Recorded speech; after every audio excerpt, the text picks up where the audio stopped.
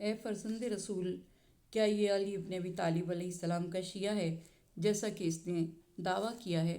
امام علیہ السلام نے فرمایا کہ معاذ اللہ، یہ علی کا شیعہ نہیں ہے، اور اس کو اللہ نے تیرے ہاتھ اسی لیے گرفتار کروایا ہے کہ یہ اس قول و اعتقاد میں جھوٹا ہے کہ یہ علی کا شیعہ ہے۔ حاکم نے کہا، میرے لیے اتنا کافی ہے، میں ابھی اس کو 500 کوڑے ماروں گا، اب مجھے کوئی پرواہ نہیں۔ وہ اس کو دور لے گیا اور اپنے سپاہیوں سے کہا کہ اس کو زمین پر لٹا دو، تو انہوں نے اس کو زمین پر لٹا دیا، اور اس نے 2 جلادوں کو اس کے دائیں بائیں کھڑا کر دیا کہ اس کو کوڑے ماریں۔ دونوں اس کے کوڑے مارنا شروع ہو گئے، لیکن کوئی کوڑا اس کے جسم پر نہ لگا، بلکہ دونوں کے تازیانے زمین پر لگنے لگے۔ حاکم کو ان پر سخت غصہ آیا، ان کو ڈانٹا کہ میں نے تمہیں کہا ہے کہ اس کو مارو، مگر تم زمین پر تازیانے مار رہے ہو۔ وہ پھر آگے بڑھے تاکہ اس کو ماریں، تو ان کے ہاتھ مڑ گئے اور وہ تازیانے خود ان کو لگنا شروع ہو گئے۔ وہ ایک دوسرے کو مارنا شروع ہو گئے۔ حاکم کو شدید غصہ آیا، کہا، وائے ہو تم پر، بجائے اس کے کہ تم اس کو مارو، ایک دوسرے کو مارنا شروع ہو گئے ہو۔ کیا تم پاگل اور مجنون ہو جو ایک دوسرے کو مارنا شروع ہو گئے ہو؟ اس بندے کو مارو۔ انہوں نے کہا کہ ہم اسی کو مارتے ہیں، اس کے علاوہ ہمارا کوئی نشانہ نہیں، لیکن ہمارے ہاتھ مڑ جاتے ہیں اور ہمارے کوڑے ایک دوسرے کو لگنے لگتے ہیں۔ حاکم نے 4 افراد اور بلائے اور کہا کہ تم بھی ان 2 کے ساتھ مل جاؤ اور اس شخص کو مارو۔ اب یہ 6 افراد ہو گئے۔ انہوں نے اس شخص کو گھیر لیا اور مارنا شروع کیا۔ ان کے ہاتھ بھی مڑ گئے، ان کے تازیانے ہوا میں اڑے اور خود حاکم کو لگے۔ حاکم اپنی سواری سے گر گیا اور چلا کر بولا، اے بدبختو، تم مجھے قتل کرنا چاہتے ہو، اللہ تمہیں قتل کرے، یہ تم کیا کر رہے ہو؟ ان سب نے کہا کہ خدا کی قسم، ہم فقط اس کو مارتے ہیں۔ پھر حاکم نے دوسرے افراد کو بلایا اور ان سے بھی کہا کہ تم بھی اس کو مارو۔ بس وہ آئے اور انہوں نے مارنا شروع کیا۔ ان کے تازیانے بھی حاکم کو لگے، خود اسے ایک تازیانہ بھی نہ لگا۔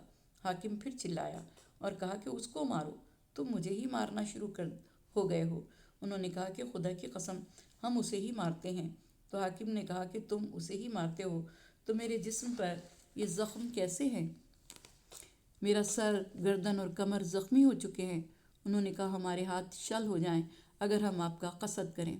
تب اس بندے نے کہا کہ اے بندے خدا، خدا کی اس مہربانی سے بھی تجھے عبرت حاصل نہیں ہو رہی کہ تم مجھے مارنا چاہتے ہو اور وہ تمہاری تازیانے تمہاری طرف ہی موڑ دیتا ہے۔ ویل ہو تمہارے لیے، مجھے میرے امام کے پاس لے جاؤ اور ان کے حکم کی اطاعت کرو۔ حاکم نے کہا، اس کو واپس امام حسن عسکری علیہ السلام کی خدمت میں لے جاؤ۔ وہ اس شخص کو لے کر آئے اور عرض کیا کہ اے فرزند رسول، عجیب بات ہے کہ آپ نے اس کے شیعہ علی ہونے کا انکار کیا ہے۔ پس جب یہ علی علیہ السلام کا شیعہ نہیں ہے تو پھر یہ شیطان کا شیعہ ہے اور ابلیس کا شیعہ جہنمی ہے، جبکہ میں نے اس سے وہ معجزات دیکھے ہیں جو انبیاء کرام سے صادر ہوئے۔ امام علیہ السلام نے فرمایا کہ حاکم، یہ بندہ خدا اپنے اس دعوے میں کہ یہ علی کا شیعہ ہے جھوٹا ہے۔ پھر اگر اس نے جانتے بوجھتے عمدن یہ جھوٹ بولا ہوتا تو یہ تیرے عذاب میں ضرور مبتلا ہوتا اور 30 سال تک سیاہ چہرے کے ساتھ باقی رہتا، لیکن اللہ نے اس پر رحم کیا ہے اور اس کی زبان سے اس کلمے کے نکلنے کی وجہ سے اسے تیرے عذاب سے بچا لیا ہے۔ یہ ہمارا شیعہ نہیں ہے، بلکہ یہ ہمارا موالی اور محب ہے، ہم سے محبت کرتا ہے۔ حاکم نے کہا کہ ہمارے نزدیک یہ سب ایک ہیں، ان میں کوئی فرق نہیں، ان دونوں کے درمیان فرق کیا ہے؟ امام نے فرمایا کہ ان دونوں میں فرق ہے۔ ہمارا شیعہ وہ ہے جو ہمارے آثار و کردار پر چلتا ہے، جو ہمارے تمام امر و نواہی میں ہماری اطاعت کرتا ہے، یعنی جس کام کو ہم کہیں وہ کرتا ہے، جس سے روکیں اس سے رک جاتا ہے۔ لیکن جو زیادہ موارد میں ہماری مخالفت کرتے ہیں، یعنی زیادہ تر کاموں میں ہماری مخالفت کرتے ہیں، یعنی ان پر عمل نہیں کرتے، وہ ہمارے شیعہ نہیں ہیں۔ پھر آپ نے فرمایا، اے حاکم، تو نے جھوٹ بولا ہے۔ اب اگر تو نے جان بوجھ کر جھوٹ بولا ہے تو اللہ تعالیٰ تجھے 1000 کوڑے مروائے گا اور 30 سال تک تیرا چہرہ سیاہ رہے گا۔ اس نے عرض کیا کہ اے فرزند رسول، وہ کون سا جھوٹ ہے جو میں نے بولا ہے؟ آپ نے فرمایا کہ تو نے گمان کیا ہے کہ تو نے اس سے معجزات دیکھے ہیں۔ معجزات اس سے صادر نہیں ہوئے، وہ فقط اور فقط اللہ تعالیٰ نے ہمارے لیے دکھائے ہیں۔ اس میں اس کی آیات اور نشانیاں ظاہر ہوئی ہیں تاکہ ہماری واضح حجت کو وہ روشن کر دے اور ہمارے مقام و مرتبے سے تمہیں آگاہ کر دے۔ یہ ہماری عزت و شرف کے لیے ہے۔ اگر تو کہتا ہے کہ میں نے اس میں معجزات دیکھے ہیں تو میں تیری اس بات کو برا شمار نہ کرتا۔ یہ بتاؤ کہ حضرت عیسیٰ علیہ السلام کا مردوں کو زندہ کرنا یہ معجزہ مردے کا تھا یا حضرت عیسیٰ علیہ السلام کا؟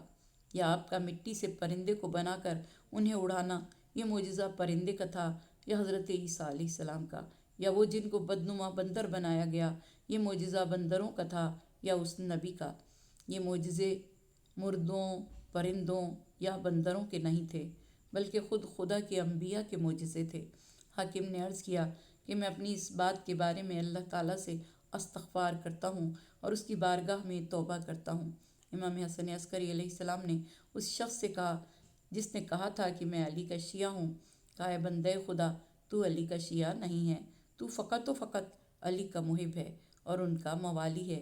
علی کے شیعہ وہ ہیں جن کے بارے میں اللہ تعالیٰ نے فرمایا ہے کہ والذین آمنوا وعملوا الصالحات اولئک اصحاب الجنۃ ہم فیہا خالدون۔ سورہ بقرہ آیت نمبر 82۔ وہ لوگ جو ایمان لائے، نیک اعمال انجام دیے، وہی اصحاب الجنت ہیں اور جو اس میں ہمیشہ ہمیشہ رہیں گے۔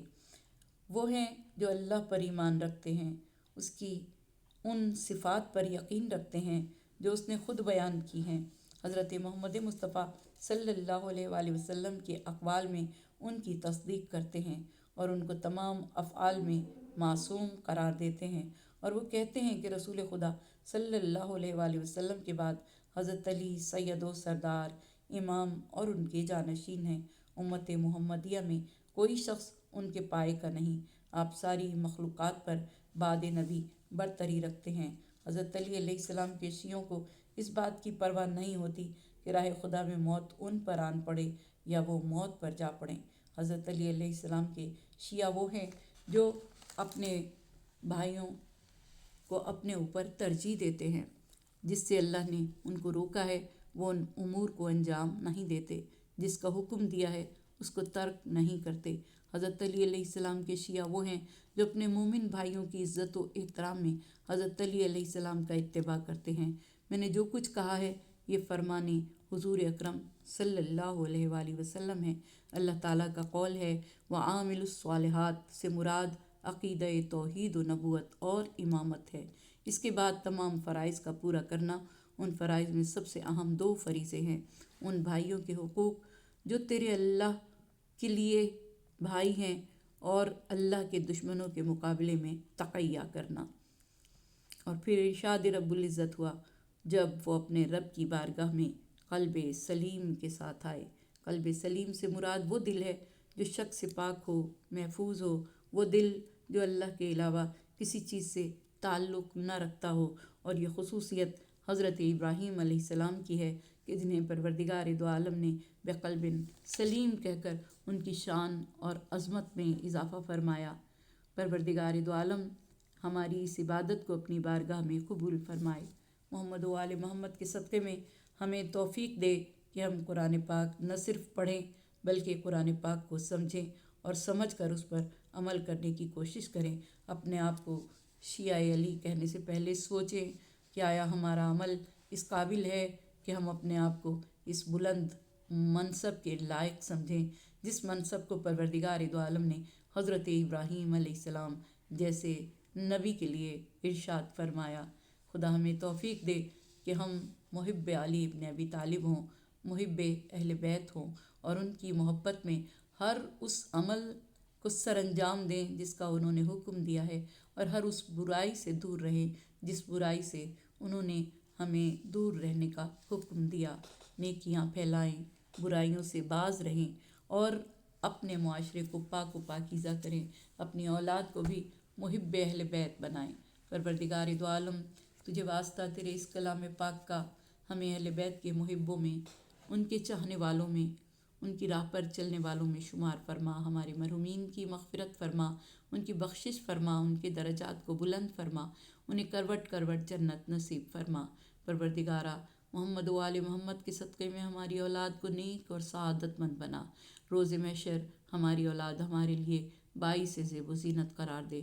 پروردگارہ واسطہ تجھے تیرے پیارے حبیب کا، ان کی آل طیب و طاہر کا، ہمارے ان گناہوں کو بخش دے جن کے مواخذے کا تو نے وعدہ کیا، ہمارے ان گناہوں کو بخش دے جن کے سبب دعائیں تیری بارگاہ میں شرف قبولیت نہیں پاتی، ہمارے ان گناہوں کو بخش دے جن کے سبب تیرے عذاب کا نزول ہوتا ہے۔ پالنے والے ہمارے کل بیماروں کو صحت کاملہ، صحت عاجلہ عطا فرما، جو بے گناہ قید ہیں ان کی رہائی کا انتظام فرما، ہمارے ملک میں امن و امان رہے، اہل بیت کے چاہنے والے، اہل بیت کے محب جہاں جہاں ہیں سلامت رہیں، اور پروردگار دو عالم واسطہ محمد و آل محمد کا اہل کشمیر پر رحم فرما، اہل فلسطین پر رحم فرما، یہودیت اور عیسائیت کی چالوں کو انہی پر پلٹ دے، ہمارے ملک کے ان لوگوں پر رحم فرما جو اس وقت مصیبت میں گرفتار ہیں، جو بے گناہ قید ہیں، ان کی رہائی کا انتظام فرما، ہمارے حکماں کو انصاف کی توفیق عطا فرما، ہمارے ملک کو ترقی و کامیابی عطا فرما، ہمیں نیک حکمران عطا فرما، اور پروردگارہ اپنے پیارے حبیب کے صدقے میں ہمارے جن بچوں نے امتحان دیا ہے، جو دے رہے ہیں، دینے والے ہیں، انہیں سنہری کامیابی عطا فرما، راہ ہدایت پر ہمیں قائم رکھنا، اور پروردگار دو عالم ہمیں اس راہ پر چلنے کی توفیق دینا جس راہ پر چلنے والوں پر تو نے انعامات کا نزول فرمایا۔ پالنے والے ہمارے امام کے ظہور میں تعجیل فرما، ہمارے امام کے ظہور میں تعجیل فرما، ہمارے امام کے ظہور میں تعجیل فرما، آمین رب العالمین، اللہم صلی اللہ۔